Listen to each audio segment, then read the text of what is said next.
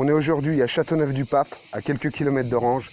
Partez avec moi à la découverte des mystères des galets roulés.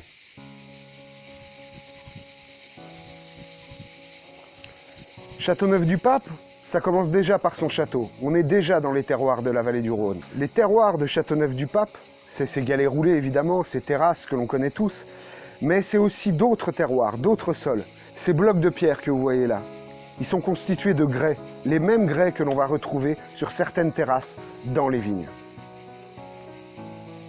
L'histoire de ce château commence à l'époque romaine. On voit déjà des traces d'un fameux castrum installé à cet emplacement-là. C'est en 1094 que le nom de Castronovo, Châteauneuf, va apparaître dans les premiers écrits. Et c'est en 1317 que le pape Jean XXII va décider de construire un nouveau château à cet emplacement-là. À ce moment-là, on est en plein essor de la papauté et les papes d'Avignon vont influencer la viticulture et les constructions dans cette région. Hélas, en 1944, au moment du débarquement en Provence, une garnison postée ici va décider de faire sauter les explosifs cachés dans ce château-là, détruisant toute la partie nord du château. Il ne restera hélas que le donjon et ce que vous voyez autour de vous.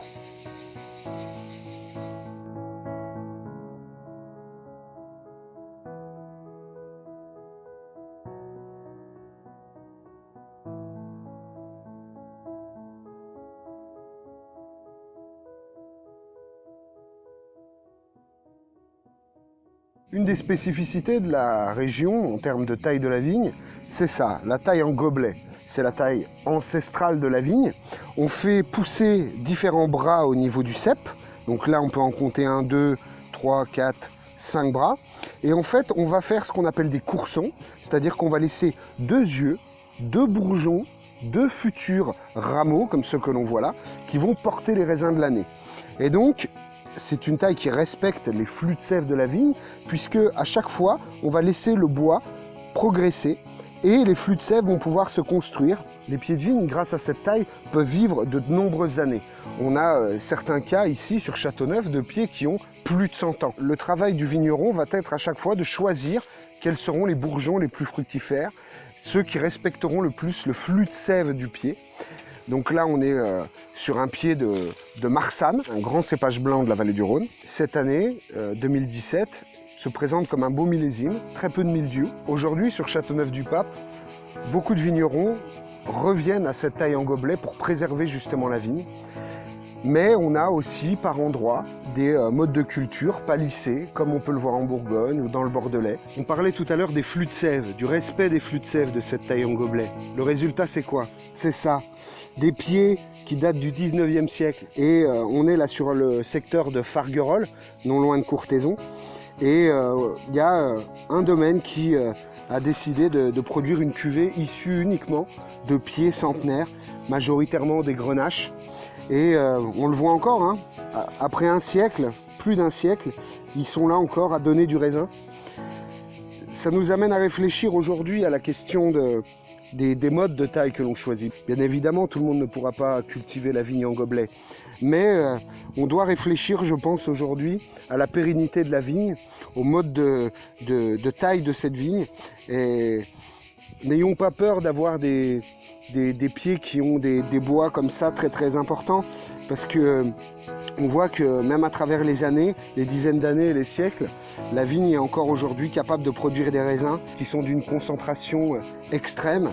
Et lorsqu'on a le plaisir d'y goûter, le plaisir de pouvoir se dire qu'à travers un vin, on boit le temps, on entre dans la légende et dans ce que fait de plus beau Châteauneuf-du-Pape.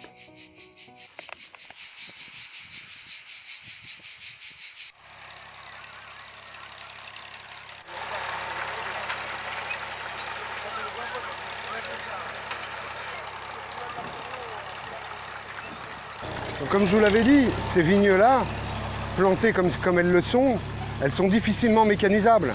Donc on va devoir utiliser des petits chenillards comme ça, avec une charrue, et ils sont à 2 personnes, l'un qui conduit et qui guide, et l'autre qui vérifie qu'aucun des pieds n'est touché. C'est un travail énorme de devoir entretenir une vigne comme celle-là.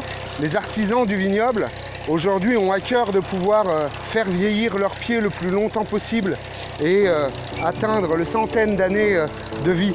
Ces pieds-là, ils ont entre 70 et 80 ans. La manière dont ils sont cultivés, la manière dont ils sont traités permet d'imaginer que dans 30 ans, 40 ans, 50 ans, ils seront encore là pour nous livrer la plus belle expression du terroir sur lequel ils sont plantés.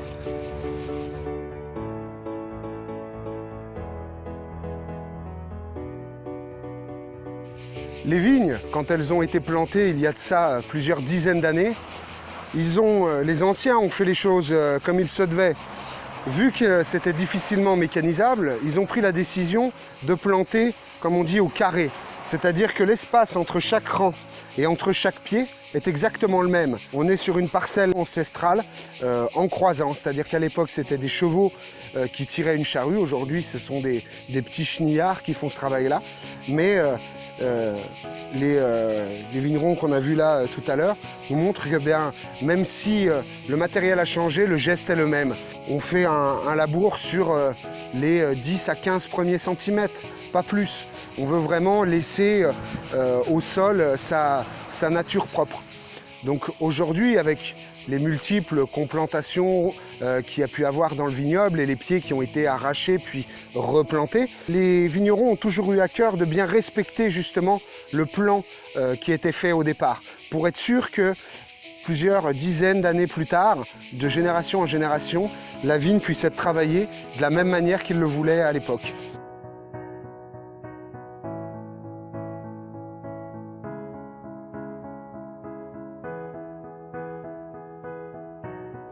Donc on se retrouve maintenant sur ces fameuses terrasses à galets de Châteauneuf. L'histoire du vignoble français, elle date d'il y a 50 millions d'années, mais au final ces galets ne sont pas si âgés que ça. Ils datent d'1,8 million d'années. On est là pour découvrir ce fameux mystère des galets roulés. Alors l'explication, elle est assez simple au final. Ces galets, ils ont été roulés dans le Rhône. On est à l'époque qu'on appelle du Quaternaire. Et en fait, on a du Vercors, de l'Isère, tout un ensemble d'alluvions, de galets justement comme cela, qui vont se retrouver sur Châteauneuf, qui est un espèce d'immense cirque dans lequel tout va venir se déposer. Pourquoi alors il ne reste que ces galets? Eh bien, il y a un bouleversement climatique qui va avoir lieu. Et en fait, ce qui va se passer, c'est qu'il va y avoir une dissolution de toutes les roches métamorphiques présentes sur le site. Et seuls les galets, dont la particularité est qu'ils sont constitués à 99% de silice et de quartz, vont résister à ce bouleversement climatique. Donc les galets vont se retrouver sur les 15 à 20 premiers centimètres du sol et le reste va se dissoudre. Et donc quand on fouille rapidement, quand on regarde en dessous, on trouve des argiles. Mais des argiles extrêmement riches en oxyde de fer. Ces oxydes de fer, ils sont intéressants, surtout pour produire des rouges, parce que ça va nous amener une trame tannique très exubérante, très puissante, mais à la fois très fine. Et donc du coup, c'est cette particularité-là qui fait de Châteauneuf-du-Pape cette exception. Et on se rend bien compte aujourd'hui que ils ont un intérêt et ils font partie de l'histoire de Châteauneuf. L'espace de quelques minutes, vous aurez découvert un petit peu plus Châteauneuf-du-Pape, ses terroirs, ses modes de taille, ses vignes, son histoire. J'espère que ça vous aura donné l'envie d'aller un petit peu plus loin et de pouvoir un jour découvrir ces vins à table, à travers un beau repas. C'est des vins qui sont presque éternels. La vigne a plus de 100 ans, les vins tiennent extraordinairement bien dans le temps. N'hésitez pas à nous contacter si vous souhaitiez éventuellement justement découvrir ces vins-là. Et puis je vous dis à très bientôt pour d'autres aventures dans le vignoble français et étranger du monde entier.